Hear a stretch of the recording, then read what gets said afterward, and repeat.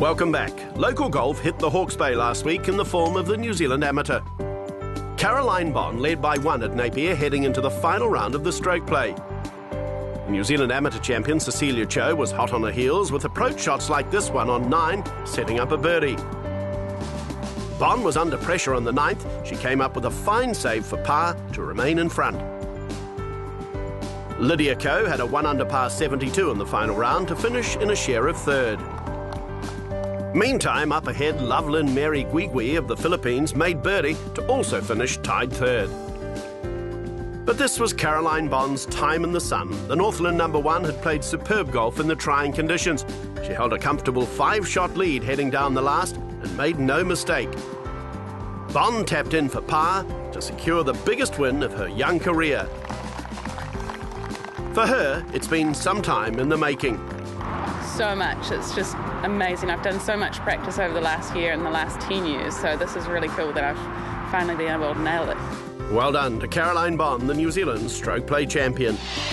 The following day at the Hastings Golf Club at Bridge Par, Brad Kendall was the leader by 4, but he had a mid-round meltdown when he invited his rivals Ben Campbell and Matt Jager back into the contest.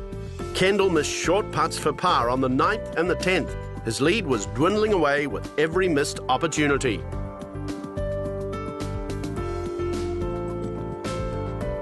The New Zealand representative Ben Campbell looked to capitalise.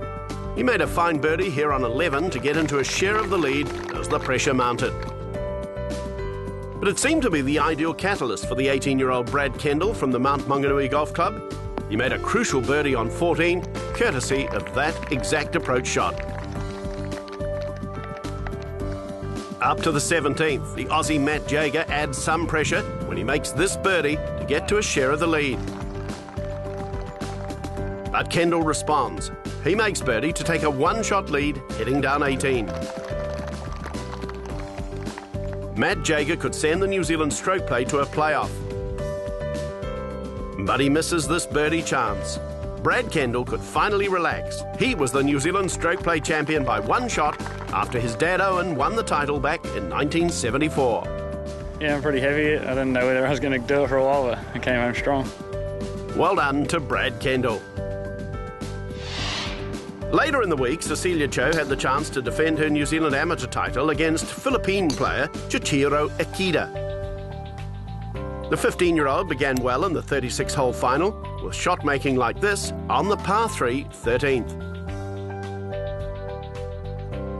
On to the second 18. Ikeda comes up with a fine shot to the 4th to get back into the match. It looked like Cho was heading for a comfortable win until the 18-year-old Ikeda made birdies on 15, then again on the 17th, and that tied it up. It forced her to extra time on the 36-hole final. So we're into a playoff as the sun set over the Bridge Par course. The title was there for the taking. The first hole was halved with birdies. Cecilia Cho came up with a decisive moment of magic on hole number 2 with her trademark shot making. At the age of only 15, Cho became the first woman to win back-to-back New Zealand amateur titles since the Australian Lorraine Lambert did in 91 and 92. Just being the #1 just tells you it's #1, so it's always good to feel like that and just more confidence and things. Well done to Cecilia Cho, the New Zealand amateur champion.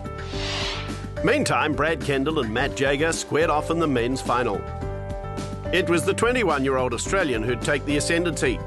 Jager, who beat the South African Nicole van Wyk to win the title last year at Titirangi, was at his ball striking best in the opening 18 holes of the final.